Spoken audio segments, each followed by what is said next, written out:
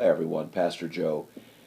Everybody's slowly recovering, I hope, from the storm. I know it's going to be a process as you deal with digging out financially as well as digging out from some of the other problems. And listen, I guess if there's one thing I could say to everybody is right now is to try to stay calm. Stress does strange things to the body, the mind, the heart.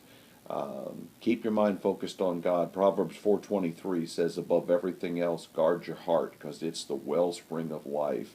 And so in the midst of the stress, just try to pull back and realize we've been through a lot. There's not only the hurricane, but whatever else was happening in your life prior to that, it kind of all just piles up. So step back, take a deep breath, and just remember that God's still on the throne and that we will work through these problems together. This weekend I continue the series, the prayer series. I'm going to be preaching from Ezra chapter 9, and I'm going to be talking about the remnant, where God always leaves himself a remnant, even in the worst times. And it really applies to what we were doing in Peru, that even though it's a very dark country, not a lot of churches, not a lot of Christians, but God's got some people there that are really starting to do a good work. And we actually were working with 20 different congregations, 2 denominations that each have 10 churches each. And we did commit to plant new churches, but it reminded me that remnant's still there.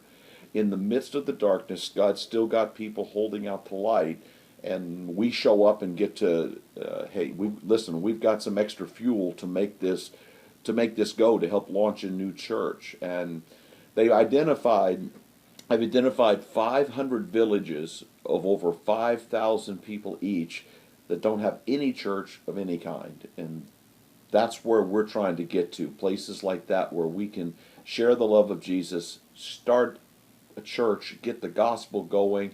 That church plants a church, and it just continues to multiply. Great things are going on.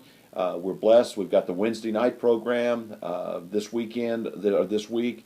We've got the Bethune-Cookman Choir here Friday night. There'll be hamburgers and stuff beforehand, but this will be a big event. Nino's golf tournament this weekend. We're still taking shoe boxes. We still need lots of people for Trunks for Treat. We need lots of candy, and we need lots of people to step up and open their trunks. I know you're stressed, but maybe a way through all of this is just to come have some fun with the kids. Read Ezra 9. It's an incredible prayer, and we'll talk about this weekend. I love being your pastor. I'll see you then.